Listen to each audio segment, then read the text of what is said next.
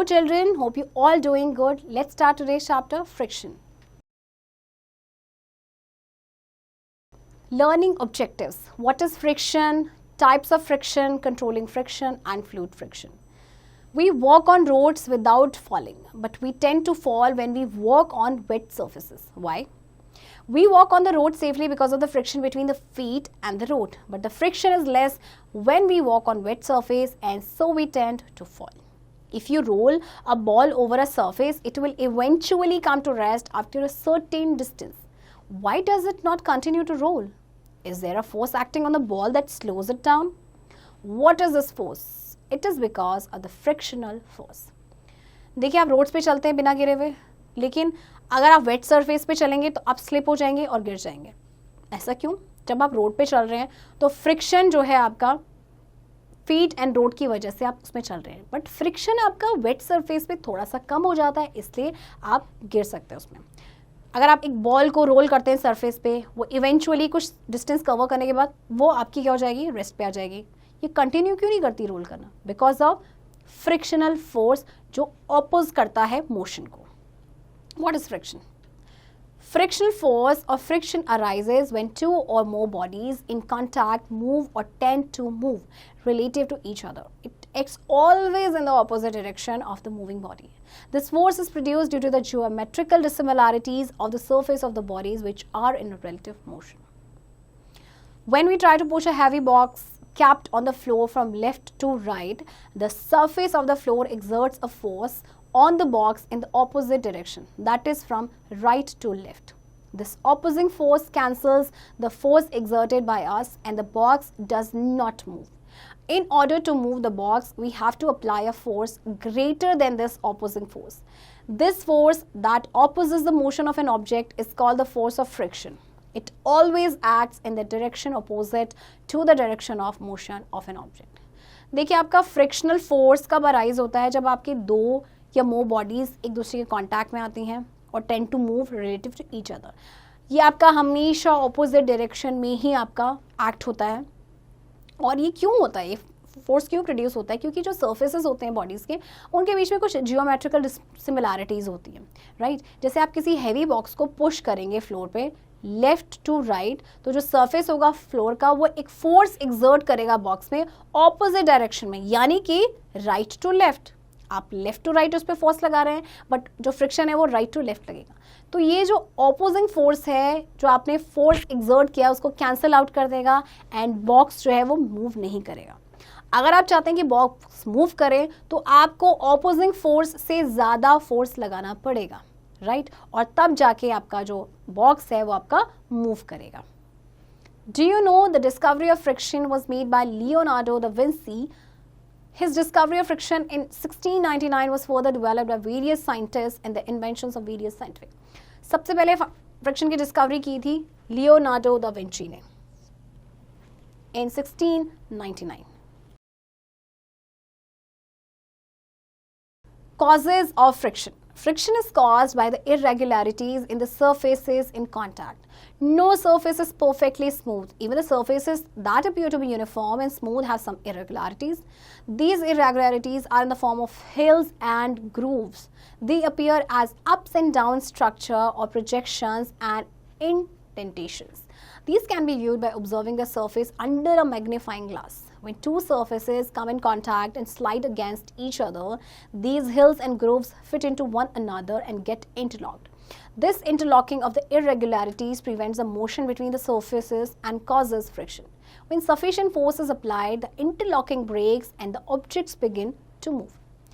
अब फ्रिक्शन क्यों होता है? देखिए, सर्फेसेस के बीच में इरेगुलरिटीज़ होती हैं. कोई भी सर्फेस परफेक्टली स्मूथ नहीं होता है. अगर आपको कोई भी सर्फेस यूनिफॉर्म लग रहा है, स्मूथ लग रहा है, बट ऐसा नहीं है. उनके बीच में इरेगुलरिटीज़ होती हैं, हिल्स की फॉर्म में या ग्रूव्स की फॉर्म में. वो ऐसे अप एंड डाउन स्ट्रक्चर जैसे होता है ना, ऐसे लगते हैं. तो इसको हम ऑब्जर्व कर सकते हैं मैग्नीफाइंग ग्लास के थ्रू. तो दो सर्फेसेस जब कॉन्टैक्ट में आते हैं, देन ये दे स्लाइड अगेंस्ट ईच अदर. तो ये जो हिल्स एंड ग्रूव्स होते हैं वो एक दूसरे में फिट हो जाते हैं एंड उसके बाद क्या होता है, इंटरलॉक्ड हो जाते हैं. तो इस इंटरलॉकिंग की वजह से जो इरेगुलरिटीज़ हैं वो मोशन को प्रिवेंट करती हैं सरफेस के बीच में, जिसकी वजह से फ्रिक्शन होता है. तो जब सफिशिएंट फोर्स को अप्लाई किया जाता है तो जो इंटरलॉकिंग है ये ब्रेक हो जाती है एंड ऑब्जेक्ट जो है फिर मूव करना स्टार्ट कर देता है. Factors affecting friction. There are various factors that affect friction. These factors may increase or decrease the frictional force acting between two objects. The magnitude of friction mainly depends upon nature of surfaces, the weight of the sliding body, closeness of surfaces, and state of rest or motion of the surface. Let us study the effect of these in details. अब देखिए बहुत सारे ऐसे factors हैं जो friction को increase करते हैं या decrease करते हैं. Number one is nature of a surface. Moving an object on a rough surface will be difficult, but we can easily move it on a smooth surface. It is because friction varies between the surfaces. किसी भी object को आप rough surface में move करा रहे हैं वो थोड़ा सा डिफिकल्ट हो जाता है, बट अगर आप स्मूथ सरफेस पे कराएंगे तो ईजिली आप उसे मूव कर सकते हैं. Activity 1. To demonstrate the effect of nature of surfaces on the force of friction. Take a wooden board and make an inclined plane from it by supporting it with books. Put a mark A at any point on the inclined plane as a reference mark. Set this apparatus on a wooden table. Hold a pencil cell on the mark of the inclined plane and release it gently. देखिए इस तरह से आपको ये apparatus set करना है, right?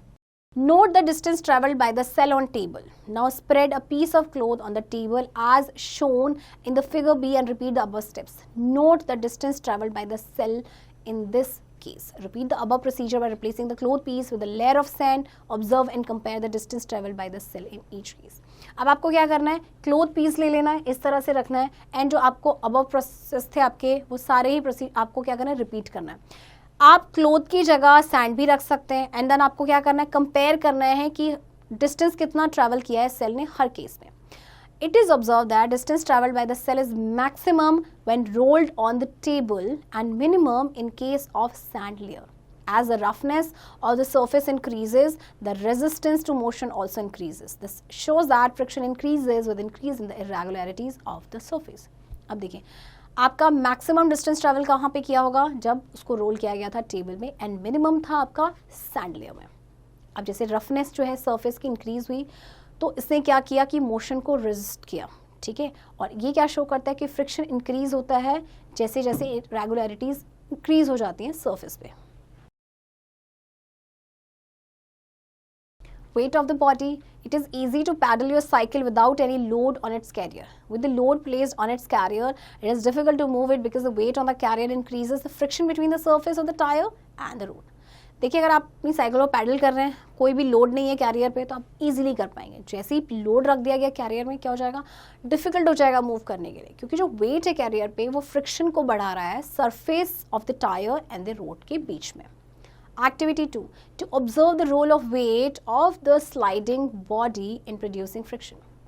Take a heavy brick and tie it to the hook of the spring balance and pull gently. Notice the reading indicated on the spring balance. When the brick just starts sliding, it gives the magnitude of the force of friction applied on the brick.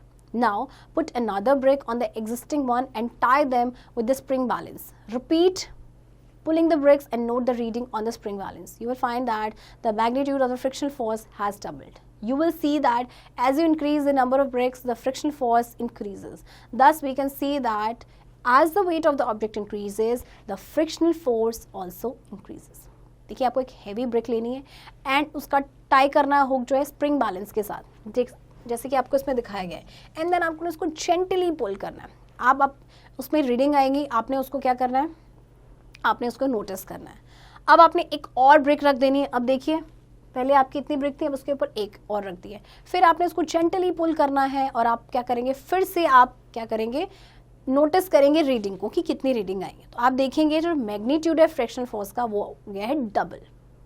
तो आप यहाँ से आप क्या कह सकते हैं कि जैसे आपने नंबर ऑफ ब्रिक्स बढ़ाए, फ्रिक्शनल फोर्स भी आपका इंक्रीज हो गया. तो हम कह सकते हैं कि अगर ऑब्जेक्ट का वेट इंक्रीज होगा, फ्रिक्शनल फोर्स भी आपका इंक्रीज होगा. Area of contact. For a given weight, the friction is directly related to the area of contact between the two surfaces. If the area of contact is greater, then the friction will be greater too. A road roller has a broad base, so it offers more friction on the road. But a bicycle has a least friction since the area of contact of the tire with the surface of the road is less. If we pull a rectangular heavy block by its broad side on the floor and then by its narrow side on the floor, we will find that the motion is easier with the narrow side on the floor due to lesser friction. देखिए, अगर area of contact आपका greater होगा तो friction भी आपका greater होगा. देखिए, road roller जो होता है आपका, उसके ब्रॉड बेस होते हैं तो उसको ज़्यादा फ्रिक्शन ऑफर करता है रोड में, लेकिन साइकिल जो है वो लीस्ट फ्रिक्शन ऑफर करता है क्योंकि जो एरिया ऑफ कॉन्टैक्ट है टायर और सरफेस ऑफ द रोड के बीच में वो लेस है. अब जैसे आपने देखिए एक रेक्टेंगुलर हैवी ब्लॉक का पुल कीजिए उसके ब्रॉड साइड से, राइट, जैसे कि आपका क्या है फिगर बी में, और फिर अगली बार आप करेंगे नैरो साइड से जैसे फिगर ए में है आपका. तो आप क्या नोटिस करेंगे, मोशन जो है वो ईजियर है किसमें, नैरो साइड में, क्योंकि वहां पे क्या है लेसर फ्रिक्शन है. स्टेट ऑफ रेस्ट और motion. Take a heavy box, try to move it. Now ask one of your friends to move it. When the box starts moving, join it with your friend to move the object. Is the same quantity of force needed to move the box? No. This is because it is easier to move a moving object than the same object at rest. The irregularities on the moving objects do not get enough time to interlock with the irregularities of the surface. As a result, there is less friction. एक heavy box आप लेंगे, आप उसको move करें, आप अपने friends को बोलेंगे आप मूव करो, तो बॉक्स स्टार्ट हो जाएगा मूव करना जैसी, तो आप ज्वाइन इन करें अपने फ्रेंड के साथ उस ऑब्जेक्ट को मूव कराने में. क्या सेम क्वांटिटी ऑफ फोर्स की वहाँ पे ज़रूरत पड़ी? नो, क्योंकि मूविंग ऑब्जेक्ट को मूव कराना ईजी होता है देन द सेम ऑब्जेक्ट जो आपका रेस्ट पे है. तो जो इरेगुलरिटीज़ होती हैं मूविंग ऑब्जेक्ट्स की, वो क्या होती हैं, उनको टाइम ही नहीं मिल पाता इंटरलॉक के लिए जो सरफेस की इरेगुलरिटीज़ के साथ, तो जिसकी वजह से लेस फ्रिक्शन होता है. Types of frictions. Frictions can be classified into two basic types, static friction and kinetic friction.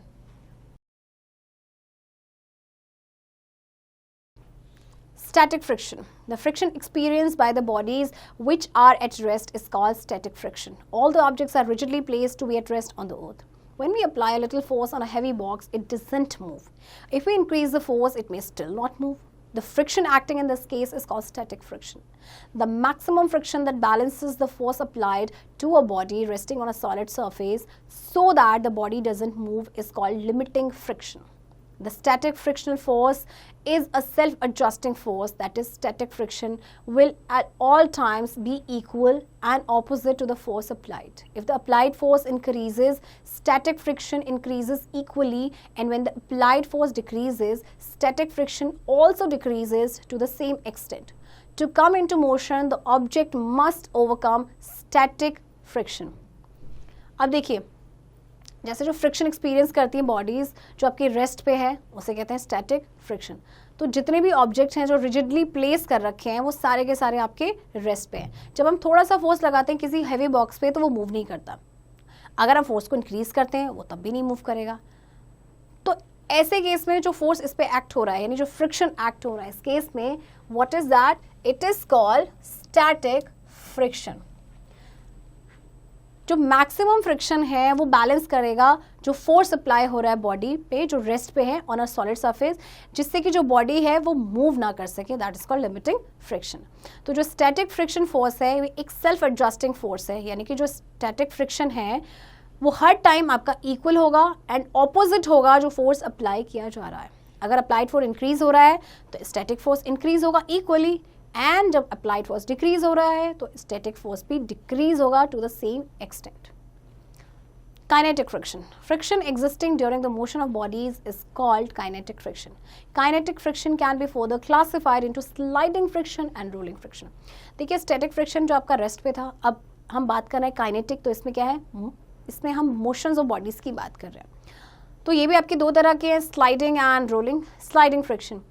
When a body slides over the surface of another body, the friction acting between the surfaces in contact is called the sliding friction.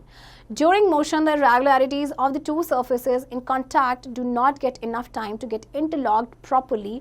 This makes the surfaces move smoothly over each other. Hence, sliding friction is always less than the static friction. If we keep increasing the force on the heavy box, at some point of time, the applied force will become so large that it will go beyond the maximum limit of the static friction.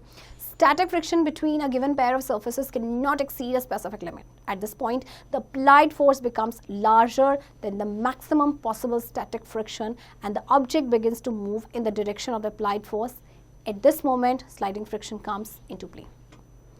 जब एक body slide करती है दूसरी body के ऊपर, तो जो friction इस पर एक्ट हो रहा है सर्फेसिस के बीच में, उसे कहते हैं स्लाइडिंग फ्रिक्शन. तो मोशन के दौरान जो इरेगुलरिटीज़ होती हैं इन सर्फेसिस की, वो कांटेक्ट में आती हैं, बट उनको इतना टाइम नहीं मिल पाता कि वो इंटरलॉक हो पाए प्रॉपर्ली, जिससे कि सर्फेस क्या हो जाता है, वो स्मूथली मूव करता है दूसरे पे. तो स्लाइडिंग फ्रिक्शन हमेशा आपका स्टैटिक फ्रिक्शन से हमेशा कम होगा. Remember that. अगर हम जो है फोर्स को इंक्रीज करते रहे हैवी बॉक्स में, तो क्या होगा, एक ऐसा टाइम आएगा, एक पॉइंट ऑफ टाइम आएगा, तो जो अप्लाइड फोर्स है वो इतना ज़्यादा हो जाएगा कि स्टैटिक फ्रिक्शन के मैक्सिमम लिमिट से ही आगे चला जाएगा. अब जो स्टैटिक फ्रिक्शन है आपका, वो एक स्पेसिफिक लिमिट से ज़्यादा नहीं जा सकता. तो इस पॉइंट पे जो अप्लाइड फोर्स होगा वो बहुत ज़्यादा हो जाएगा मैक्सिमम पॉसिबल स्टैटिक फ्रिक्शन से, एंड जो ऑब्जेक्ट होगा वो मूव करना स्टार्ट कर देगा अप्लाइड फोर्स की डायरेक्शन में. और इस मोमेंट पे जो स्लाइडिंग फ्रिक्शन है, it will come into play. Rolling friction. When a body rolls over another surface, the friction acting between the surfaces in contact is called rolling friction. Rolling friction is less than sliding friction. That is why wheels are provided in vehicles, trolleys, suitcases, etc.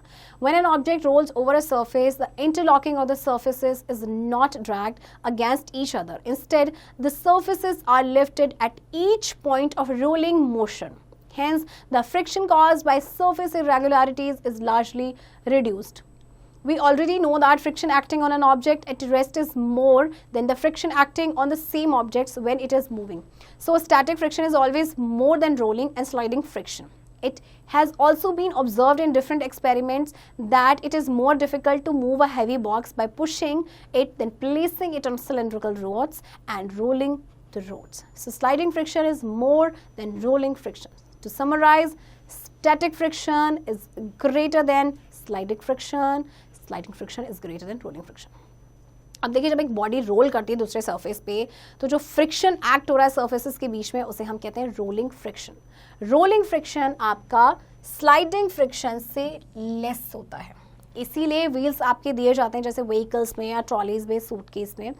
तो जब कोई object role करता है surface पे, तो जो interlocking होती हैं वो ड्रैग नहीं हो पाती हैं. इंस्टेड जो सरफेस है वो लिफ्ट हो जाता है हर पॉइंट जहाँ पे आपका रोलिंग मोशन हो रहा है. और इसकी वजह से जो फ्रिक्शन है, उसकी वजह से आपकी सरफेस में इरेगुलरिटीज होती हैं वो लार्जली आपकी रिड्यूस हो जाती हैं. राइट. तो समराइज अगर हम करें तो देखिए, स्टैटिक फ्रिक्शन आपका सबसे ज़्यादा होता है, then sliding friction, and then आपका rolling friction. Effects of friction. We have learned that friction stops the moving object, but this is not the only effect of friction. Friction has many other effects. Some of these effects are production of heat. What happens when you rub your palms for some time? You will feel that your palms have become warm. Since closeness of two surfaces produces friction, when we rub our palms, friction is produced. This friction produces heat which is felt by us in our palms. So friction produces heat. Wear and tear. The stone steps of old monuments look broken and worn out at various places. This is because stone steps have a rough surface. This causes more friction and more wear and tear. But the marble steps of monuments like the Taj Mahal looks like worn out. This is because marble is smooth and produces less friction. The soles of old shoes and slippers look worn out because of friction. देखिए, जब आप अपने palms को रब करते हैं थोड़ी देर के लिए, तो क्या होता है, वो वार्म हो जाती हैं, क्योंकि जो क्लोजनेस है दो सर्फेसिस की, उसकी वजह से फ्रिक्शन प्रोड्यूस हुआ. जब अपने पाम्स को रब करेंगे एंड देन फ्रिक्शन प्रोड्यूस होगा. इस फ्रिक्शन की वजह से हीट होगी और हमें अपने जो पाम्स है वो थोड़े से वार्म लगेंगे. तो फ्रिक्शन क्या करता है, friction produces heat. Wear and tear. जो स्टोन स्टेप्स होते हैं किसी भी ओल्ड मॉन्यूमेंट के, वो ब्रोकन और वर्न आउट लगते हैं वेरियस प्लेसेस पे, क्योंकि जो स्टोन स्टेप्स होते हैं इनका रफ सर्फेस होता है, तो इससे ज़्यादा फ्रिक्शन होता है और ज़्यादा वियर एंड टियर होता है. अगर हम मार्बल स्टेप की बात करें, जैसे कि ताजमहल में आपकी, वो लेस वर्न आउट दिखता है क्योंकि मार्बल स्मूथ है और लेस फ्रिक्शन वो प्रोड्यूस करता है. आप ओल्ड शूज़ के देख लीजिए, आप सोल या स्लीपर्स के, वो वर्न आउट लगते हैं because of friction. Opposite motion. We have already learned that frictional force always acts in a direction opposite to the motion of a moving object. There is no surface having no friction. Absence of friction is there only in case of vacuum. So outer space has no frictional force, but everything on earth has frictional force acting on it in a direction opposite to that of its motion. Friction आपका हमेशा opposite direction में act करेगा, और अर्थ में कोई भी ऐसी जगह नहीं है जहाँ पे आपका फ्रिक्शन नहीं एक्ट कर रहा हो. सिर्फ आउटर स्पेस पे आप जाएंगे तो there is no friction force there. Advantages of friction. Friction is necessary for day-to-day activities It is desirable in most of the situations of our daily life. We can hold objects in our hand due to friction. We can walk on the road because of friction. The friction between footwear and the ground help us to walk without slipping. Writing on the paper with a pen is easy due to friction. Automobiles can move safely due to friction between the tires and the roads. Brakes can be applied due to frictional resistance on brake shoes. We are able to light a matchstick, sew clothes, tie a knot or fix a nail on the wall because of friction. So देखा आपने कितने सारे uses हैं. हम चीज़ों को hold कर पाते हैं, लिख पाते हैं पेन से, और matches को light कर पाते हैं, matchstick को कपड़े सिल पाते हैं, all because of friction. Disadvantages of friction. Friction wears out the surface rubbing with each other like screws and gears in machines or soles of shoes. It results in spoilage of parts of machines, soles of footwear and tires of vehicles, etc. These objects need to be replaced after some time. An excess amount of effort has to be given to overcome the friction while operating a machine. This leads to wastage of energy. Friction reduces heat, which causes physical damage to the machines. A large amount of fuel is wasted while running machines to overcome frictions. So friction is helpful as well as a hindrance. It is a friend as well as a foe or an enemy. It is good as well as evil. So we can say that friction is a helpful hindrance, a friendly foe and a necessary evil. अब इसके disadvantages क्या हैं? सबसे पहले तो ये जो rubbing surfaces हैं उनको वियर आउट कर देता है. जैसे आपके शूज़ हैं या स्लीपर्स हैं, आप लंबे समय के बाद देखेंगे तो वो क्या हो जाते हैं, वियर आउट हो जाते हैं. आपके स्क्रूज या गियर्स होते हैं मशीन के, ये भी वियर आउट हो जाते हैं. तो क्या होता है कि इससे जो पार्ट्स होते हैं मशीन का उनका स्पॉइलेज होता है. Right, excess amount of effort लगाना पड़ता है इस फ्रिक्शन से ओवरकम करने के लिए जब हम मशीन्स को ऑपरेट करते हैं, जिससे कि वेस्टेज ऑफ एनर्जी होता है. फ्रिक्शन की वजह से हीट प्रोड्यूस होता है, जिससे फिजिकल डैमेज होता है मशीन्स को. सो देखिए, फ्रिक्शन आपके लिए हेल्पफुल भी है बट इसके कुछ डिसएडवांटेजेस भी हैं. Controlling friction. Since we cannot get rid of friction, we have to live with it, but it is possible to control friction. Yes, friction acting on an object can be controlled to some extent. Depending on the circumstances, we can increase or reduce friction. देखिए, friction को हम reduce या increase कर सकते हैं. Ways to increase friction. Grooves are made in the soles of shoes to increase roughness. This increases friction. Shoes get a better grip even on slippery grounds, enabling us to walk safely without the risk of slipping. The treated tires of cars, trucks and bulldozers provide better grip with the ground. Treads are made in the tires to increase the friction with the ground and prevent skidding of vehicles on wet roads. Shoes में आपकी ग्रूवनेस होती हैं, souls में उसके, जिससे कि roughness increase होती है, इससे फ्रिक्शन बढ़ता है, तो एक बेटर ग्रिप मिलती है किसी भी स्लिपरी ग्राउंड में और आप आराम से चल सकते हैं. राइट, भाग सकते हैं, आप स्लिप नहीं करेंगे. ट्रीडेड टायर्स जो होते हैं कार्स के या ट्रक्स के या बुलडोजर्स के, इससे बेटर ग्रिप मिलती है. ट्रीड्स जो हैं वो बनाए जाते हैं टायर्स में, जिससे कि फ्रिक्शन इंक्रीज हो सके ग्राउंड के साथ और इससे जो व्हीकल्स हैं वो वेट रोड्स पे स्किड नहीं करते हैं. Shoes for athletes are provided with spikes to help them run faster. Spikes increase friction between the soles of the shoes and the ground and helps in avoiding slipping. We deliberately increase friction by using brake pads in the brake system of bicycles and automobiles. You might have seen that kabaddi players rub their hands with sand for a better grip on their opponents. Gymnasts also apply some fluid on their hands to increase friction for better grip. Athletes के shoes आप देखना, उनके shoes के soul में spikes होते हैं जिससे कि फ्रिक्शन इंक्रीज हो सके. राइट, और वो जब वो भागें तो क्या होगा कि वो स्लिप ना हो सके. ब्रेक पैड्स आपके जैसे होते हैं आपके बाइसिकल्स में. हम क्या करते हैं, डेलिबरेटली इंक्रीज करते हैं फ्रिक्शन को बाय उन ब्रेक पैड्स का यूज़ करते हुए. आप कबड्डी प्लेयर को देखो, अपने हाथ में वो सैंड रब करते हैं जिससे कि बेटर ग्रिप मिल सके. जिमनास्ट जो होते हैं वो भी कुछ फ्लूइड अपने हैंड्स पे लगाते हैं जिससे कि फ्रिक्शन इंक्रीज हो सके और एक बेटर ग्रिप मिल सके. Reducing or decreasing friction. Many methods have been developed to reduce friction. Some of the common methods are by lubrication. A substance which reduces the friction force is called a lubricant. Grease, coconut oil, graphite, castor oil, etc. work as lubricant. कोई भी substance जो friction force को reduce कर रहा है वो lubricant होता है. ये सारे ही आपके lubricant के examples हैं. The lubricants fill up the gaps in the irregular surfaces between the bodies in contact. This provides a smooth layer, this preventing a direct contact between their rough surface. अब lubricant क्या करते हैं, जो gaps होते हैं irregular surfaces के बीच में उसको fill कर देते हैं and इससे एक smooth layer बनती है जिससे कि direct contact हो जाता है rough surfaces के बीच में. By powdering. In some cases like game of carom, powder is added to reduce friction on surface of the board. By polishing, polish fills in irregularities on the surface and reduce friction. जब आप carrom खेलते हैं तो उसमें आप powder डाल देते हैं जिससे कि फ्रिक्शन रिड्यूस हो सके. कई बार पॉलिश जो है वो इरेगुलरिटीज को फिल कर देता है, जिसकी वजह से रिड्यूस हो जाता है friction.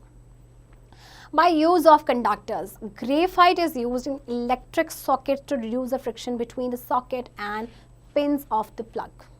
By replacing one type of friction with the other, we know that sliding friction is more than rolling friction. So in place of pushing heavy objects, the objects can be moved with the help of rollers. Similarly, use of ball bearings and machine parts replaces sliding friction by rolling friction.